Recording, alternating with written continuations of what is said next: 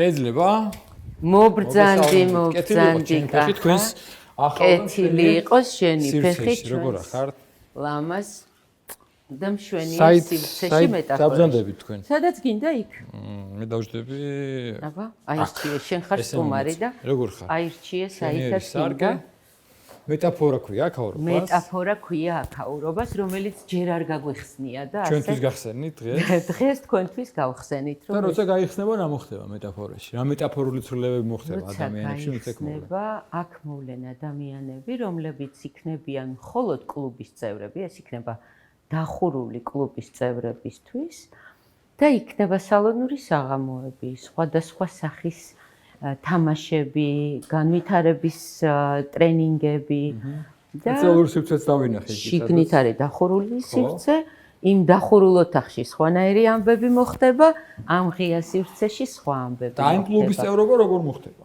კლუბის წევრობა როგორ შეიძლება საფხულში გახსნილი იქნება და საფხულში ყველაფერი იქნება გახსნილი, გარეთაც ციდგმება. მაგიდები და კლუბის წევრობა იქნება სპეციალური შერჩევით, გასაუბრებით, სპეციალური წევრობის დაკვირვებით, ბევრნი ვართ მეტაფორაში.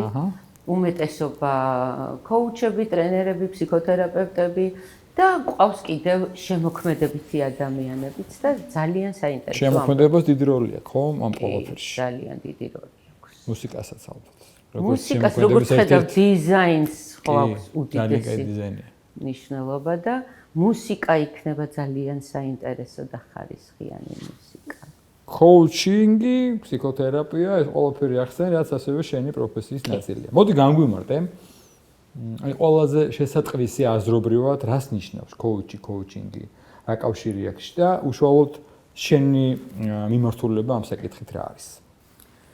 კოუჩინგი სიტყვა წამოვიდა იქიდან, რომ კოუჩი იყო ეტლი. და ეტლი, რომელსაც ადამიანი გადაყავდა ერთი ადგილიდან მეორე ადგილს. ახლაც მეტაფორულად კოუჩი ზუსტად ამ ფუნქციას ასრულებს, არის რაღაცნაირი გამყოლი ადამიანის ეტლით. გამყოლი მეტაფორულად რო ვთქვათ, ოღონდ საჭესთან ზის კლიენტი. საჭეს, იმიტომ რომ კოუჩინგის პროცესი არის კლიენტის ცხოვრებაზე. ამიტომ კლიენტის ცხოვრების მესაჭე უნდა იყოს საჭეს მართავს ის. და თქვენი ფუნქცია რაშია? გამშუქებელი. კოუჩი არის გზის გამნათებელი, გამშუქებელი, სარკე, რაღაცნაირად მაჩვენებელი იმისი საითმიდის გზა. სამკვლევი? ერთის მხრივ გზამკვლევი, მაგრამ საჭესთან თავად ზის. ხო, შეიძლება გადაუხვიოს. თვითონ ირჩევს კოუჩმა შეიძლება აჩვენოს, რომ აი ხედავთ რამდენიმე გზას და თავად ირჩევს რომელი გზისკენ გადაუხვიოს. მე მინდა ახლა ჩვენი საუბარი წავმართოთ სხვა მიმართულებითაც. ალბათ ბევრი მიმართულება არსებობს აი ამ პროცესში, ამ თერაპიაში, აი ამ საჭეს მართვის და გზის მაჩვენებლის და ეტლის მატარებლის თერაპიაში ალბათ და გამომდინარეობს, როგორ თქვი, იმისგან თუ ვინ ზის იმ მომენტს საჭესთან. რადგან აღნიშნე რომ ის მართავს და თქვენი ფუნქცია ამ შემთხვევაში არის აი წაშველება, ასე ვთქვათ, მიმართულების მიცემა თუ იქნება მისი ნეგოციაცია. რა კავშირი აქვს სულიერებასთან და თუ აქვს? და უფრო სიღრმისეულად რო განვიხილოთ, ახლა ზედაპირზე რო არ დავჭერთ და არ ვიტივდივოთ, აი რა სიღრმეებამდე შეიძლება ჩავიდეთ, რა შეიძლება და ყველაფერში ასე ადამიანთ უმეტეს თუ ფსიქოთერაპიას ვეხებით, ალბათ ასე რომ იხსნება სივრცეები მეტი და მეტი ოთახები ჩნდება.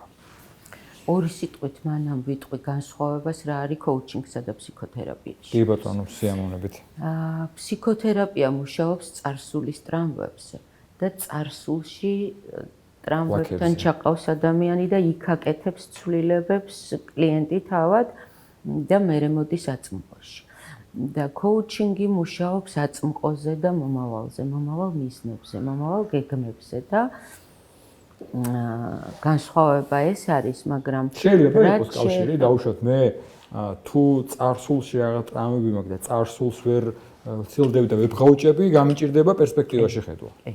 და ხშირად ხდება ჩვენთან coaching-ში, სწორედ ამას ვასწავლით, რომ ხშირად coach-ი ვალდებულია, რომ გადაამისამართოს კლიენტი ფსიქოთერაპევტთან. იმიტომ რომ თუ ხედავს, რომ გაჭედილია პროცესი და წინ ვერ მიდის და წარსული ტრამვებია დასამუშავებელი, coach-ს არავითარ შემთხვევაში არ აქვს უფლება, რომ წარსულ ტრამვებში შეიყვანოს ადამიანი და ამიტომ აქვს სწორედ ძალიან დიდი მნიშვნელობა პროფესიულად ნასწავლ coaching-ს, რომ არ შეცდეს ადამიანი. ფსიქოთერაპიასთან საერთოდ შემხელობა და კი, მე ფსიქოთერაპევტიც ვარ და coach-იც ვარ, მაგრამ მნიშვნელოვანი არის, რომ ამისი აღრევა არ მოხდეს, იმიტომ რომ ფსიქოთერაპიის სწავლას 5 წელი ჭირდება კახა და coaching-ი შესაძლებელია რამდენიმე თვეში ისწავლოს ადამიანმა და საკმაოდ სიღრმისეულადაც დაეხმაროს ადამიანს coaching-ის პროცესი. ეხლა ჩემი კითხვის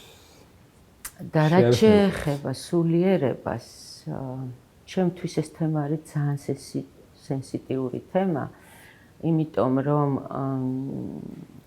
ადამიანი coaching-შიც და ფსიქოთერაპიაშიც ადამიანს განვიხილავთ როგორც ერთ მთლიანობას და მუშაობთ მის გონებასთანაც, სამშვენიოლთანაც და სულთანაც. იმიტომ რომ ამისი გაცალკევება არის შეუძლებელი.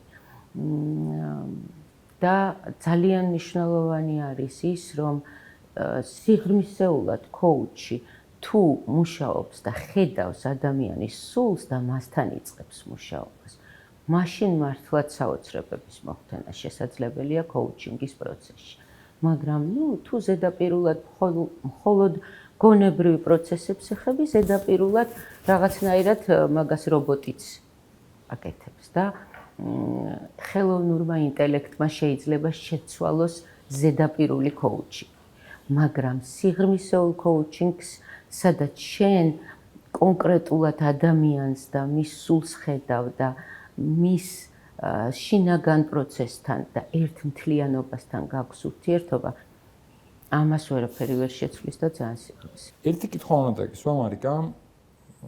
ამაზე მიფიქრე და ცოტა შორის როგორც ფსიქოლოგებთან, ასევე მოთრუთანაც ეს საკითხი გაგვივლია, მათ შორის საეთეროდ. ამ შემთხვევაში მე არ ვაკენებ არამს და არა ფსიქოლოგიას, პირიქით ძალიან თანამშრომლობს ეკლესია და სასულიერო პირებით და ორივე მნიშვნელოვანია. რა ხდება იმ შემთხვევაში, როცა მე მიდი ფსიქოლოგთან, ფსიქოთერაპევტთან და აღიარებს ყველაფერს და ეს პროცესი ხდება, ხო, ანუ თუ არ გაიგე რა ნაკლებია, რა დარღვევებია, ვერ მიხვდები, ხო, როგორ დაეხმარო. თითქოს იგივე პროცესია ახსარებას მიდიხარ ადამიანი და იქაც ერთი-ერთზე და საიდუმლოდ, ხადია ეს რჩება მუდამ საიდუმლოდ, თორე არ არის რაღაცის დაშავება, აღიარო, მაგრამ უჭირს, მაგალითად შეიძლება მივიდეს დღეები, თვეები არა ფსიქოლოგთან, მაგრამ ვერ მივიდეს ახსარებაზე. რა პროცესი შეიძლება იყოს? ამ კითხვას გისვამ, იმიტომ რომ შენ ასევე ახლოს ხარ საეკლესიო ცხოვრებასთან და მრავალი წელია თავად ჩართული ხარ ამ პროცესში, ამაზეც ალბათ დავსვამ კითხვას. იცი რა, ფსიქოთერაპიის პროცესი არის ნამდვილად კონფიდენციალური და ახსარებაც არის კონფიდენციალური, მაგრამ ფსიქოთერაპიაზე ადამიანი არ მოდის ახსარებისთვის და ახსარებას არ აბარებს. მაგრამ ყველაფერი იმას, რასაც შენ ეკითხები და მათ შორის ერთ რაღაცებს, რომელსაც სხვას არ გამოვყავს. ანუ რაღაც ნაკლებს, რაღაც ნიუანსებს, რაღაც გადაცდომებს, რაღაც კომპლექსებს აღიარებს, ხომ ასეა? მოდი შევხედოთ ამ ყველაფერს სისტემურად. როდესაც მოდის ადამიანი. ბოდიში კიდევ ერთხელ ვიძახი, არ ვებრძვიმე ფსიქოთერაპიას. უბრალოდ მაინტერესებს რა პროცესია ეს. სისტემურად შევხედოთ, მე შემოგახედებ იმ კარში, სადაც coaching-ის პროცესი მიდის და ფსიქოთერაპიის პროცესი მიდის. აქ ადამიანი მოდის იმისათვის, რომ რაღაც ცვლილებები განახორციელოს თავის ცხოვრებაში. რაღაც ვერ არის მის ცხოვრებაში. ხშირად ჩვენთან მოდიან საკმაოდ წარმატებული ადამიანები, მაგრამ შინაგანი სიცარიელი აქვს. რაღაც არ არის ის, რაც როგორი ცხოვრებაც მათ უნდათ ქონოდათ. იმიტომ რომ ხშირად ბევრ რაღაცას, ბევრ მიზანს მიაღწია ადამიანმა, მაგრამ სიცარიელი ხდება, რომ ეს არ იყო საკმარისი და ეს არ ყოფილა ის, რისთვისაც იბრძოდა და მერე მოდიან ფსიქოთერაპიაზე ან კოუჩინგში და იწყებენ იმის აღმოჩენას, თუ რა არის მიზეზი, რომ რატომ არ არის ბედნიერი ადამიანი. წეღანაც თქვი, რომ ადამიანი არის ერთი მთლიანი სისტემა. თავისი აზრებით, თავისი სამშვენივრით და სხეულით, სამშვენივრით და სულით და ამ მთლიან სისტემაზე ხდება მუშაობა, ოღონდ როდესაც იწყება მუშაობა, იწყება კვლევის პროცესი. თავიდანვე ადამიანი ვერ ხვდება პირიქით იმის ძიებაშია რა უშლის ხელს და ამ ძიების და კვლევის პროცესში თავისთავად იწყებს ადამიანი თავის ნამდვილ მესთან შეხვედრას. კოუჩინგის პროცესი და ფსიქოთერაპიის პროცესიც არის ადამიანის თავის თავთან შეხვედრის პროცესი. აი მეტაფორულად კიდევ ერთხელ რო ვთქვათ, რაღაცნაირი დიალოგი აქვს ადამიანს საკუთარ თავთან კოუჩინგის პროცესში. და ამ დიალოგის პროცესში, რომელიც მინდა გითხრა, რომ აღმოჩნდა, რომ ყველაზე რთული დიალოგი თურმე საკუთარ თავთან დიალოგია, იმიტომ რომ საკმაოდ ძლიერი ადამიანებიც მინახავს, რომლებიც გაურბიან. კი, არ უნდა ჩახედო. ხო. უფრო მეტად ისე არის ადამიანის ბუნება მოწყობილი, რომ სხვაში შეგვიძლია დავინახოთ რა არის პრობლემა და სადაა აქვს გამოსასწორებელი და საკუთარ თავზე მუშაობას გაურბია. ხო, მაგრამ თვითონ პროცესი, ანუ მენახე რას ვიძახი, კიდევ ერთხელ ვიძახი განსხვავებული. პროცესი ხო იგივე, ანუ აღსარებაზე რომ მივიდივარ, აღსარების არსი რა არის, რომ მე მივდივარ ერთ-ერთზე მოძღვართან, აი ამას მე ჩავიხეთ, ანუ რეალური ესაა თუ რაღაც მექანიკურ აღსარებაზე არ ვლაპარაკობ, უღრმავდები ჩემ თავს, რა ნაკლოვანებები მაქვს, რა გადაცდომები მაქვს, რა შეცოდებები მაქვს, რომ ეს ვაღიარო, ხო, და ერთგვარად სულის კურნალია მე მოძღვარი. გასაგებია რომ ის სულის კურნალი იქ მადლმოქმედებს, აქ კოუჩი, მაგრამ აქაც მოვდივარ შენთან ერთ-ერთზე, ხანდახან ეს დიალოგი მიჭირს და შენი კითხვები, შენი დახმარებები, შენში გულისხმობ შემთხვევაში კოუჩ თუ ფსიქოთერაპევტს, ეს ჩაღრმავებები მაქვს. თითქოს პროცესი, ესე რომ შეხედო, იგივეა. მაგრამ მე ვიცი ბევრი ადამიანი, რომელიც დადის ფსიქოლოგთან, მე უთქვამს, რომ ისეთი რაღაცეები აღმოვაჩინებ, თქვი არ მომერიდე და ასევე ბევრი ვიცით ალბათ ჩვენც, რომ მოძღვართან მინდა მისვლა აღსარებაზე, მაგრამ მერიდება, იმიტომ რომ იმან ჩემზე ეს არის, ფიქრობს, მეც ხო ხვდები ეს მომენტი არა. პრაქტიკულად დიდი გაგდაშავებული უფრო გიჭირს აღიარე. კოუჩინგში ეს პროცესი ხდება ძალიან ეტაპობრივად და ნელ-ნელა იხსნება. კოუჩინგი არის სივრცე, სადაც ადამიანი ნელ-ნელა ნდობაში შემოდის შენთან. თავიდანვე არავინ არ მოდის და თავის ჩრდილოა მხარეებზე არ გესაუბრება. თავიდან ხშირად მოდიან ადამიანები და იწყებენ იმის მოყოლას, როგორი კარგი ცხოვრება აქვთ, როგორი წარმატებულები არიან, როგორ ყველაფერი კარგად აქვთ და მაგრამ რაღაცა ვერ არის. მაგრამ რაღაც ვერ არის და მერე იწყება იმ ძიების პროცესი და ამ ძიების პროცესში ეს ნელ-ნელა იხსნება. ნელ-ნელა ხდება ეტაპობრივად და აღსარებაზე პირდაპირ იცის ადამიანმა იქ რო უნდა მივიდეს და კონკრეტულად ამ ნაწილზე ისაუბროს. შემთხვევები აქაც და ბევრი სასულიერო პირებიც რომ ეგეთ ეტაპობრივად შეიძლება და ნელ-ნელა მოხდეს. მაშინ ესე შეკითხვას დავსვამ. თუ ქონია პრაქტიკაში, როცა ადამიანი არის აღსარებელიც, მაზიარებელიც, მოძღვარი ყავს და პარალელურად მისი ვერჩევით შეიძლება ურჩია ფსიქოლოგი კოუჩინგი და ეს უფრო გეხმარება თუ არა თქვენს და მასაც აი ამ პრობლემების დაძლევაში, როცა ერთობლივად ხდება. სულიერი ცხოვრებაც, აღსარებაც, მოძღვარი და თქვენი საქმეც. მე მყოლია ადამიანები, ყავს კლიენტები, რომლებსაც მოძღვრები ყავთ. არ მყოლია არც ერთი კლიენტი, რომელსაც მოძღვარმა ურჩია, რომ კოუჩინგზე მიდიო, ასეთი ჯერ არ მყოლია, მაგრამ პარალელურად ყავთ და ეს მოძღვრის მიერ არ არის უარყოფილი ეს პროცესი და აკრძალული. და იმიტომ რომ ადამიანს შინაგან პროცესებთან მუშაობისთვის სხვანაირი პროფესიონალური დახმარება ჭირდება. საკუთარი თავის შეცნობისთვის მოძღვარს თუ აქვს იმდენი დრო, რომ კვირაში ერთხელ ან კვირაში ორჯერ საათობით დაუჭდეს თითო ადამიანს და მას მოусმინოს და სიღრმისეულად ემუშაოს, მაშინ ალბათ არიან საკმაოდ ისეთი ძლიერი მოძღვრები, რომ ისინი შეძლებენ ამ პროცესს და ჩვენზე უკეთესადაც შეძლებენ, რა თქმა უნდა, ამ პროცესს, მაგრამ კარგ მოძღვარს ძალიან ბევრი მრევლი ყავს. დიდი აქვს. პლუს მსახურება და ის რეგულარული, სიღრმისეული, ინდივიდუალური იმ პროცესს მარტო ოლარის ქვეშ დგომა არ ყოფნის, იმას სჭირდება coaching-ი არის სივრცის შექმნა, სადაც ადამიანი ნელ-ნელა ნდობაში შემოდის და იხსნება. ინდივიდუალური ცალკე სივრცე ჭირდება ამას და დრო ჭირდება. და მე არ ვიცი, ზოგი მოძღვარი ალბათ ამას აკეთებს და გამოსდის კიდევაც, მაგრამ კარგი მოძღვრები ვინც არიან, იმათ დიდი მრევლი ყავს და ამისი ალბათ ცოტა მრევლიანი კარგი მოძღვარიც ბევრი ვიცი. ხა ესეთ ფორმულირება არ არის კარგი. მესმის რაც გულისხმობ, შენ სხვა რამე გულისხმე, რომ ზოგადად მოძღვარ შეიძლება იმ ხელად რო არ ქონდეს, როგორც შეიძლება საათობი დაუშვეს. მაშინ სხვა კითხვას დაგისვა. მე და შენ დიდი ხნის ნაცნობები ვართ და ჩვენი ნაცნობობა დაიწყო სწორედ ეკლესიაში, ქაშვეთში, მე როცა ვიწყებდი, შენ უკვე ესეთ აქტიური მრევლის წევრი იყავი და ვიცი რომ ეს გრძელდება, ხარ აღსარებელი, მაზიარებელი, მოძღვართან ურთიერთობით. შენ თვითონ რამდენად გეხმარება ის, რომ გაქვს ეს სასტუმრო ცხოვრების პრაქტიკაც და მათ შორის მოძღვართან ურთიერთობის პრაქტიკაც და პლუს პროფესიულად დაკავშირებული ხარ ამ საქმესთან? მინდა გითხრა, რომ პრაქტიკა მაქვს წარსული გამოცდილება, მაგრამ პერიოდულად მეც ძალიან მოვიკოჭლებ ამ ნუ ესე ვარ ყველა. და პერიოდები მაქვს ხოლმე, მეც როდესაც რაღაცნაირად ძიების პროცესში შევდივარ, მე თვითონაც სულიერების ნაწილში და ახალი კითხვები მიჩნდება და რაღაცნაირად პროცესია, სადაც რაღაც რუტინად რო გადაიქცევა ხოლმე, მე უკვე ვეძებ რაღაცას, რო რაღაცა სხვა. მე მახსოვს ჩემი მენატრება ის მდგომარეობა, როცა მე ახლანდელთან შედარებით ვთვლი, რომ მაშინ სულიერებაში ვიყავი და ძალიან მენატრება ხოლმე ის მდგომარეობა და არ ვიცი ეგ როგორ გამოვიწვიო ხელახლა მიუხედავად იმისა, რომ უძლიერესი და უკარგესი მოძღვარი მყავს და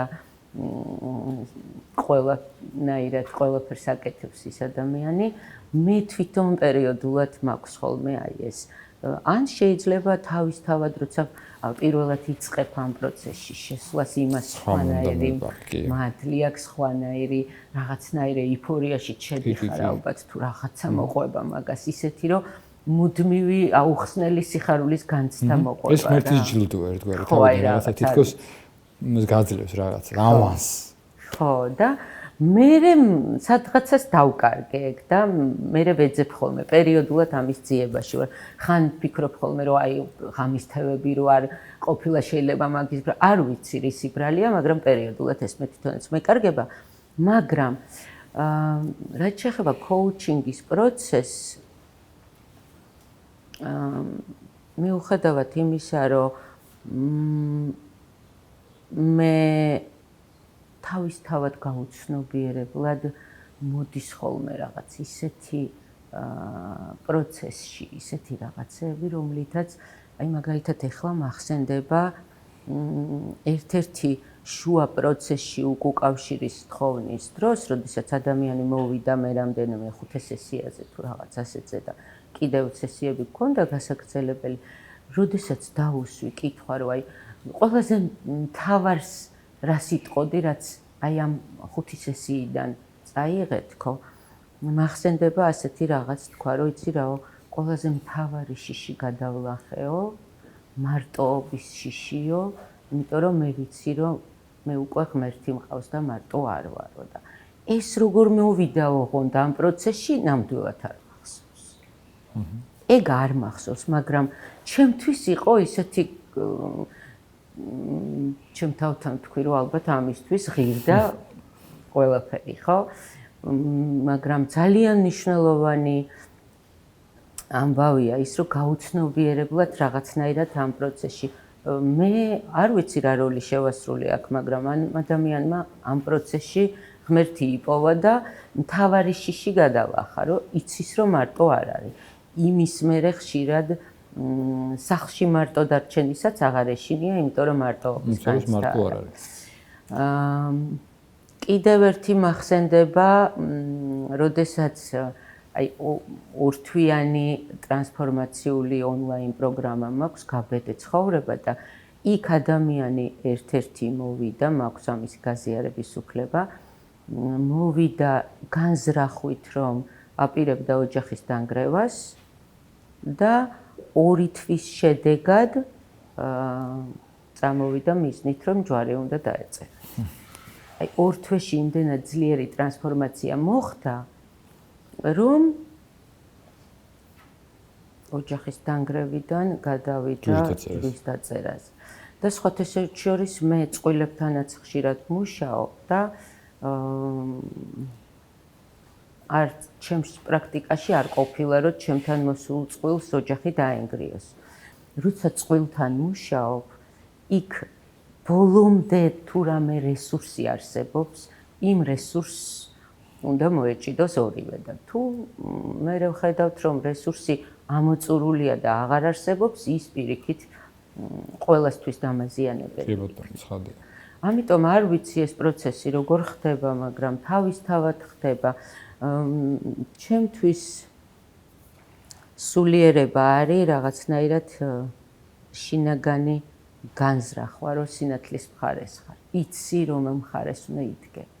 და ამ პროცესს, როდესაც მიყვები და ენდობე, მე თავისთავად ხდება რაღაცა. შენ თვითონ თუ გიგძნია, დაგიჭერია, დაგიფიქსირებია მომენტი, რომ ამ ხალხთან ურთიერთობაში წარმომედგენია რამდენი აზროვნების, შეხედულების, გემოვნების, სოფხედველობის ადამიანთან გიწევს საუბარი. რამდენის და ანუ ყველა ადამიანში ცალკე ინდივიდი, ცალკე პიროვნება, ცალკე სამყარო. აი ამ ურთიერთობებში შენ თვითონ თუ გიპოვნია მათში შენთვის ღმერთი. იმიტომ რომ მე ხო ღმერთისოთ ადამიანში ნახოთ, იმიტომ რომ ხაში კი ვეძებთ, მაგრამ ჩვენში, შენში, ჩემში. ზუსტად ეგ არის. ყოველი ახალი კლიენტი, ჩემთან მოსული ადამიანი არის ცალკე სამყარო, ცალკე სისტემა, როგორი სამყაროც არის მოწყობილი, ცალკე სისტემა არის და კოუჩინგში ვამბობ ხოლმე, როდესაც ვასწავლით, ჩვენ კოუჩინგის უნივერსიტეტი გვაქვს და ვასწავლით კოუჩინგს და იქ როდესაც ვასწავლით ხოლმე კოუჩინგს, ვამბობ, რომ ყველა ადამიანი არის ისეთი რაღაცნაირი galaktika, სადაც ისე უნდა შეხედო არცოდნის პოზიციიდან, რომ იმის galaktikაში შეიძლება გრავიტაცია სხვანაირად არის და ლევიტაციის პროცესია და შეიძლება ძირს არ ეცემა. 2x2 4 არა, იმას შეიძლება. 2x2 რაღაცა უფრო მეტი. კი ბატონო, აი ნაკლები. ამიტომ თუ ამ ყველაფერს არცოდნის პოზიციიდან უყურებთ და არა ექსპერტის პოზიციიდან და თუ დიაგნოზს არ უსვამ ადამიანს, ისეთ საოცრებასთან მივდივარ ხოლმე, რომ ყოველ ჯერზე აღფრთოვანება მაქვს ადამიანებით რა, იმიტომ რომ ხო პატრიარქი უსვამდა სულხას, აი ძველ ქადაგებებს თუ უსმენ, მე მახსოვს, რომ ყველაზე დიდი სასწაული, ყველაზე დიდი აი რავი, ეს არის ადამიანი. ამოუწურავი მართლა. და ადამიანი არის ღმერთის გმირი. ხატად და გავსვათ ხო, აი მართლა და თითქოს სხვა ერთნაირები ვართ. ორივეს ხელი გვაქვს, ყური ხო. მაგრამ რამდენი ადამიანის იმდენი განსხვავებული სამყარო. და შენ გიწევს ამ სამყაროსთან საუბარი, კონტაქტი და ალბათ შენცო ძალიან ბევრი ამისთვის მასწავლებელია, ხო? როცა ძალიან საპასუხისმგებლოც არის. წარმოიდგინე როგორი საპასუხისმგებლო არის ასეთ საპასუხისმგებლო საქმესთან როცა გაგდა. პლუს ჩემთვის არის ძალიან დიდი მასწავლებელი თითოეული კლიენტი. ხშირად მოვლენ ისეთი კლიენტები ჩვენთან, ისეთი გამოწვევებით, რომელი გამოწვევებზეც ჩვენ თავად გვაქვს სამუშაო. თითქოს გამხელს, ხო? ზუსტად.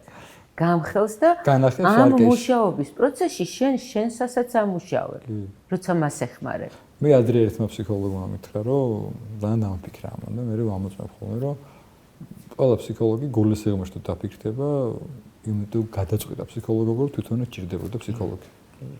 მუდმივ ძიების პროცესში თუ არ არის თავის ძიების პროცესში ადამიანი ისე ვერც ფსიქოლოგიაში მივა და ვერც კოუჩინგში, ეს არ არის მარტო სხვების დახმარება, ამით ყველაზე მეტად საკუთარ თავს ახმარება. და ბოლოს კემინეკით ხო კოუჩინგი ძირითადი თემა იყო ბევრჯერ ვახსენე. მესმის რომ საერთაშორისო ტერმინი რა, მე ქართული შესატყვისი არა აქვს ზუსტი. არა.